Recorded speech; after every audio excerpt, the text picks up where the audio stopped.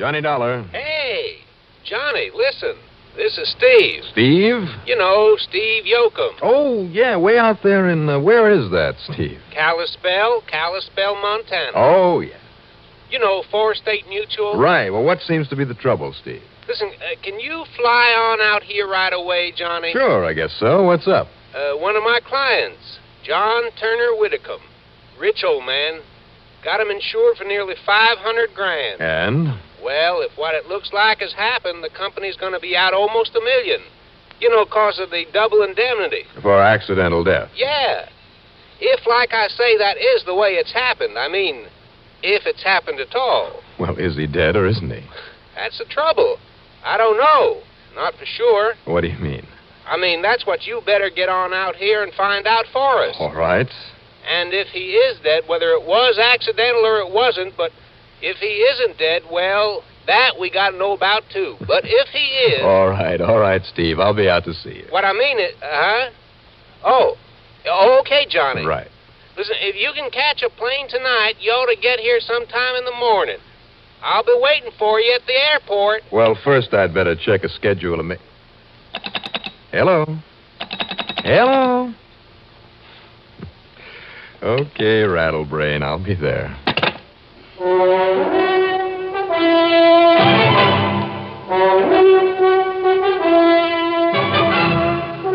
The CBS Radio Network brings you Bob Readick in the exciting adventures of the man with the action-packed expense account.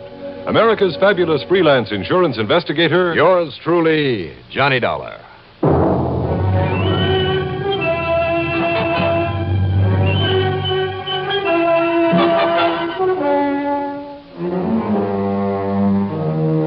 Expense account submitted by Special Investigator Johnny Dollar to the Four-State Mutual Insurance Company office in Kalispell, Montana.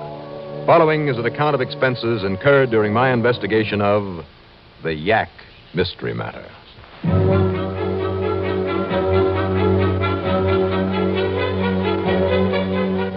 Expense account item 1, 10 cents for a morning paper. After carefully checking meteorological reports for a slant on the weather in northwestern Montana, I made sure to throw some gloves, heavy woolen socks, and a set of long-handled underwear into my luggage. Item 2, $5 for a cab to Bradley Field. Item 3, $145.50, plain fare. It was almost 9:30 a.m. by the time we sat down at the small but prosperous-looking city of Kalispell. And true to his word, young Steve Yoakum was there at the airport. We piled ourselves and my luggage into a Jeep that had the side curtains up, but no heater, and then took off. Now, reaching back of you, Johnny. Swap that top coat of yours for a sheepskin you'll find back there. You're going to need it where we're going. Well, where's that, Steve? 130, 40 miles up to the Yaak. The what? Up near a town called Yaak, if you can call it a town. Just a glorified crossroads. Maybe 40, 50 people living around there. Put it on. You'll need it. Well, you're the doctor, Steve. Yeah, we're going in real snow country. You still haven't told me why. Well, that client of ours, John Turner Whitcomb, made a lot of dough in lumber. When his wife died, he retired. So? He and his good-looking daughter, Valerie, it's his only child, and her husband, Lou Larson, took off last week for a little vacation. Little hunting, maybe, out of Shorty Besson's camp. That's up in the rugged country east of Yaak, over near Lost Horse Mountain. And what's happened to him? Well, I got a call from Shorty Besson just before I called you. Seems the weather had calmed down for a couple of days, and Whitcomb and the kids took some gear and horses and went out hunting. Hunting at this time of year? What for, Steve? Well, that's what I don't understand. But they went out anyway. Over Shorty's protest. Oh? They not only didn't come back, but Shorty hasn't been able to find hide nor hair of them. Oh, fine.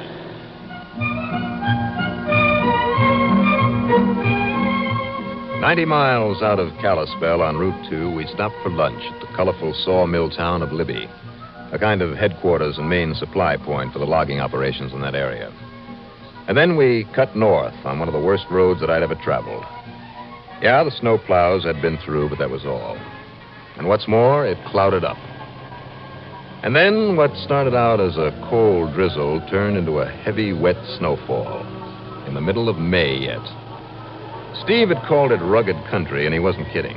Most of what we passed through was heavy forest land, spots almost impenetrable, except perhaps for the logging trails here and there, lots of big trees, jungle of heavy, tangled undergrowth. Not a good place to get lost. Mighty good hunting country, too, Johnny. I mean, when the weather's good. Lots of deer and bear and wolves, mountain lions, lots of things. At Yaak, we stopped long enough to fill up with gas. That's item 470. And then plunged into the deep forest, going eastward on, believe it or not, an even worse piece of road, following a vague sort of wagon path through the trees and the heavy snow. Only a four-wheel drive would ever have made it. It was after 5 p.m. by the time we finally got to Shorty Besson's camp.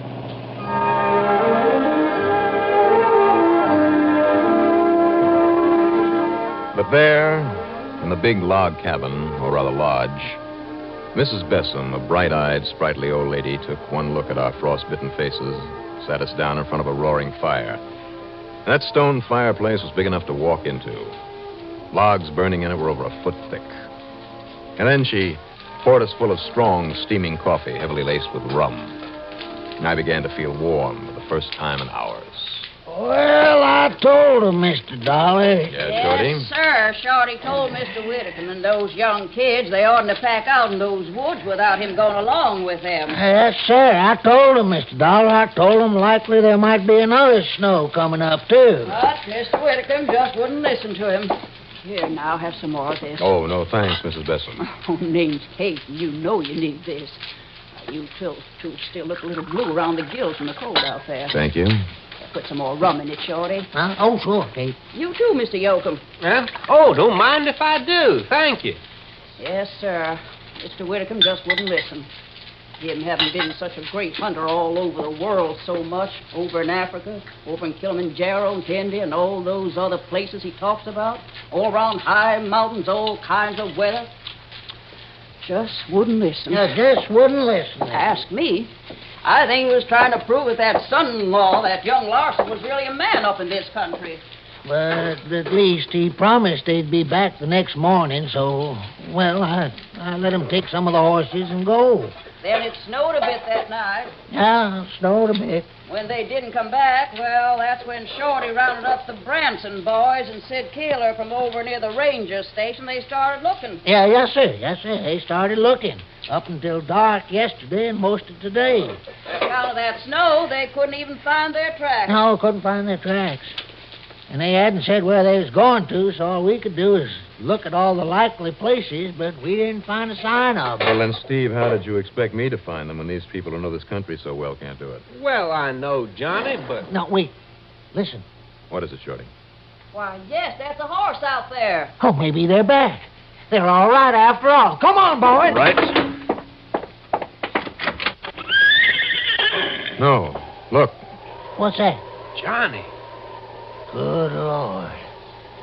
Yeah.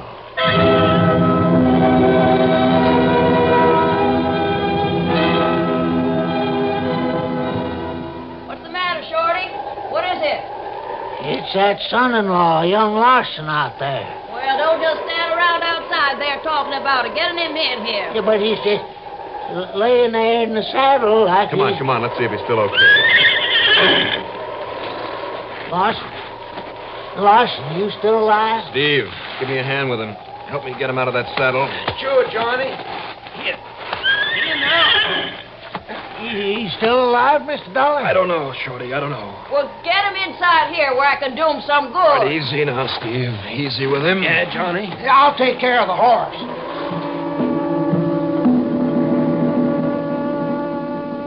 Lou Larson was still alive.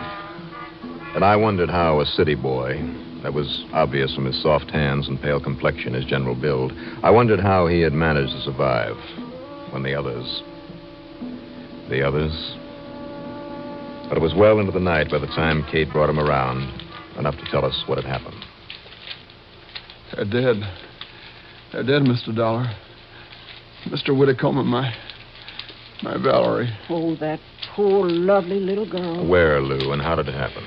Somewhere on the south slope of Lost Horse Mountain. Yeah.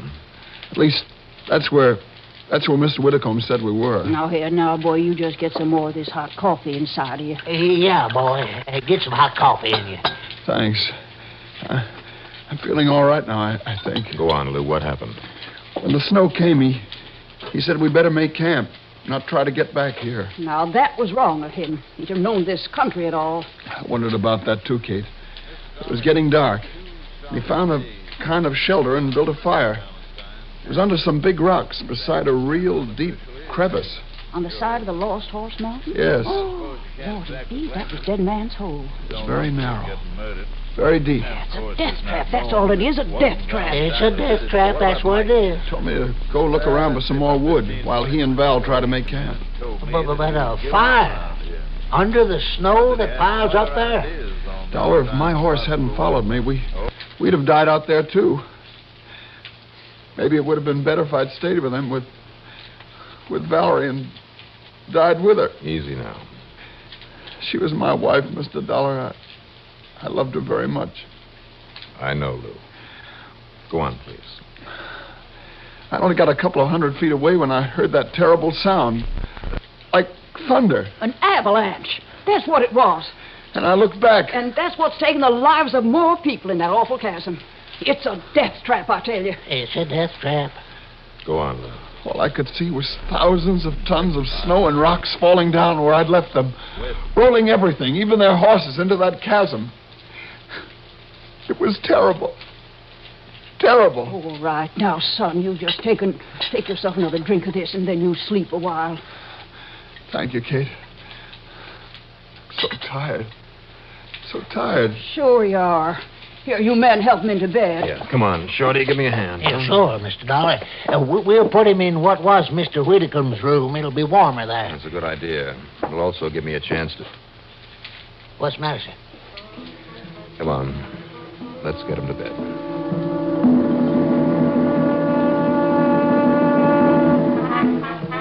It's getting kind of late, Mr. Dollar. The other folks are all asleep. How far is it to that canyon, Shorty? Oh, a couple hours if you know the way. If you don't know the way, in this kind of weather, it could take a couple of days, like it did young Larson. Awful easy to get lost out there. Mm-hmm. But if you're thinking of going out and try and find them, Mr. Dollar, there's no point in it. Why do you say that? Well, like Kate said, they're not the first to have fell in Dead Man's Hole. But nobody's body's ever been drug out of it. Why not? It's too deep, too dangerous, too easy to start more rocks sliding down inside of it. Well, I'll take your word for it. Most anything would start a slide there. Build a fire under the snow overhang on top of that rock he was talking about, you'd start a snow avalanche. Really? Just fire a shot on some of the smaller rocks on the side, you'd start them tumbling down. Why, even a little animal walking around up there would do it. See my credentials? Oh, it's happened many times, Mr. Dollar. Read up in all the books that ever been wrote about this part of the country. Yeah. Well, now, Mr. Dollar, I don't know about you, but it's late and everybody else is to bed, so why don't you and me hit the sack too, huh? Nothing more we can do tonight anyhow.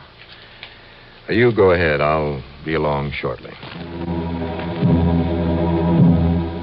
I don't know what I was really looking for there in Lou Larson's room. And I had to be very quiet. But then, in one of his suitcases, under a pile of shirts, was a piece of a topographical map. A map of the area surrounding Lost Horse Mountain. At one point on the south side was a check mark at what was obviously a very deep, narrow canyon. And there was a book, too. The Legend of Lost Horse Mountain. All right? Reason for suspicion? Sure. But that was all. Or was it all? The next morning was, surprisingly enough, quite warm, though heavy storm clouds raced across the sky. You never know this time of year, Mr. Dollar. One day it'll be hot like this. Next, it'll be freezing up again, or maybe snow. I knew now that I had to have a look down into Dead Man's Hole. And before another avalanche could fill it up some more. It happens 8, 10, 15 times a year. They'll never fill up that big chasm. Washes out in the summer floods, anyhow. Over his protest, Shorty and I set out on a couple of the horses, armed with pick and shovel and a pair of binoculars. As for Steve Yoakum, who'd struck me as being pretty useless in a situation like this, I left him behind to look after young Larson, still asleep in Whittecomb's bed. I don't like those clouds, Mr. Dollar. Chances are we're going to get a lot of rain. Well, it's a chance we'll have to take. But if you think I'm going to let you lower yourself down in Dead Man's Hole to look for a couple of bodies that are probably all covered up anyway... Sorry, Shorty, but I have to. Now, let's get there before this storm breaks.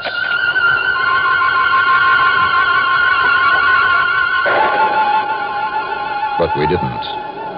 And when a storm hits that part of the country, it isn't fooling. Together, Shorty and I stood on the lower, the firm edge of that canyon, the only safe part of it, across from where the others had been. Hey, look! Look! There they are, down there. I see them. The rain has melted away the snow that covered them up. But we'll never get to them. Let me have those field glasses. Oh, sure, here. Thanks. This rain will also cover them up again with all the rocks and stuff. It'll wash down there, and that'll be the end of them. Oh, no, it won't, Shorty. Break out those ropes and help me down there. Now, don't you try it, Dollar. Come on. Help me rig a line. Now, I tell you, you're crazy.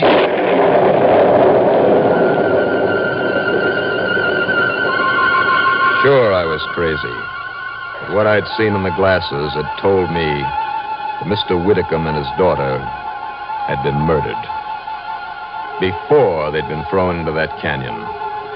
Bullet holes in their heads. Slowly, I worked my way down toward them, careful not to dislodge any rocks or rain-soaked clumps of gravel. And now, even without the glasses, I could see the bullet holes.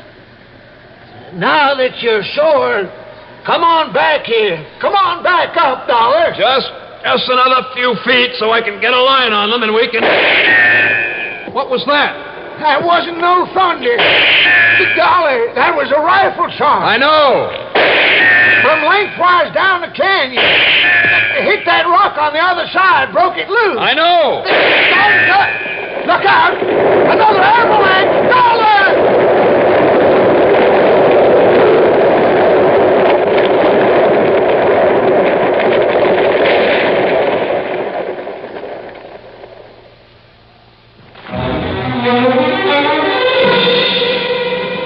How Shorty Bessem ever managed to haul me up out of that pit of death with tons and tons of rock and mud pouring down all around me from the far side of the chasm, I'll never know. But somehow he did. And then, panting from exhaustion, we lay there, well back from the edge, the blessed rain in our faces.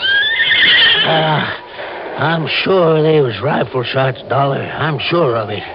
And when I saw one of the key rocks blasted away over there and start another slide again... And I'm betting it was the same rifle that was used to kill Whitcomb and his daughter before they were thrown down in there. Young Larson. He knew how easy it was to start a slide at this spot from a book that he'd read. One of those that you talked about. And he knew that nobody but a fool like me would try to come here and look for those bodies. Well, why, Dollar? Why? Money. Oh. Whitcomb didn't like him, did he? No, sir. That's true. Kate said that Whitcomb brought him out here to see if he was really a man. Yes, sir, that's true. And that means he didn't like having young Larson married to his daughter, in line to share all of his money when he died. Valerie was his only child. That's true, too, Dollar. But why should Lou share it? By getting rid of both of them, he could have it all. That is true. Sure it is. But he seemed awful sorry about losing that Valerie. Oh, sure. He broke right down and cried. That he did. Sure he did. But he also recovered pretty darn quickly, Shorty, in order to go on with his explanation of what was supposed to have happened out here. That's true, too. But believe me, the only reason that Larson ever married that girl was to get his hands on the old man's money. Certainly never did any work with those hands of his. So maybe Kate is right.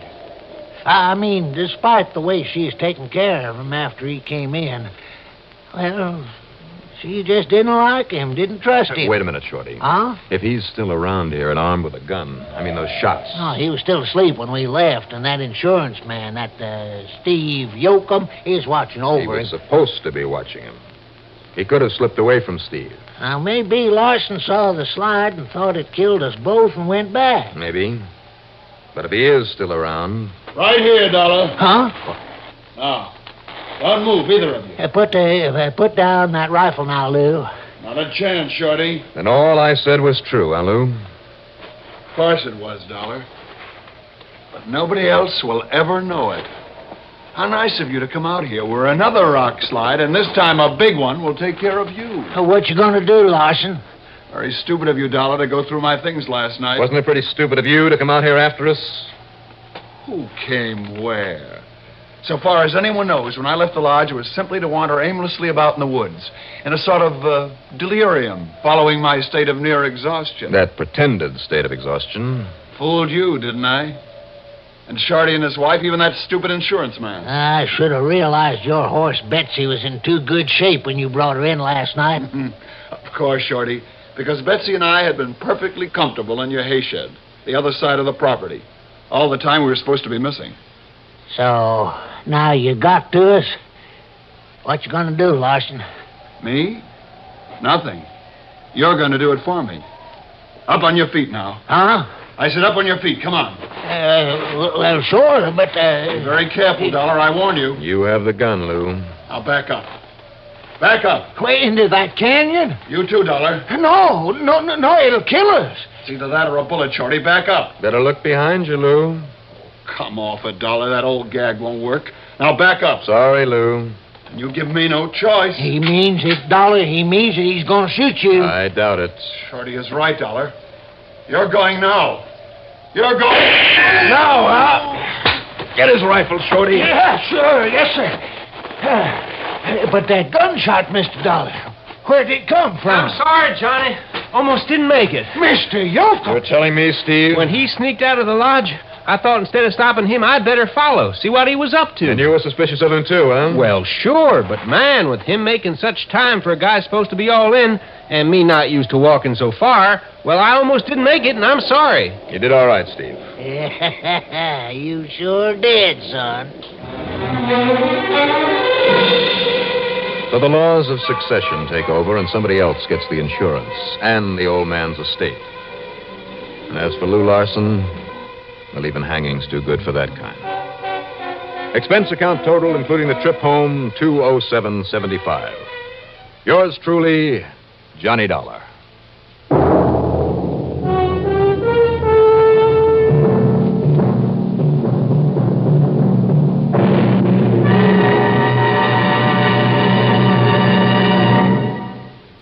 And now, next week, the stock in trade matter. And the stock I'm talking about is just exactly that. Stock. Join us, won't you? Yours truly, Johnny Dollar.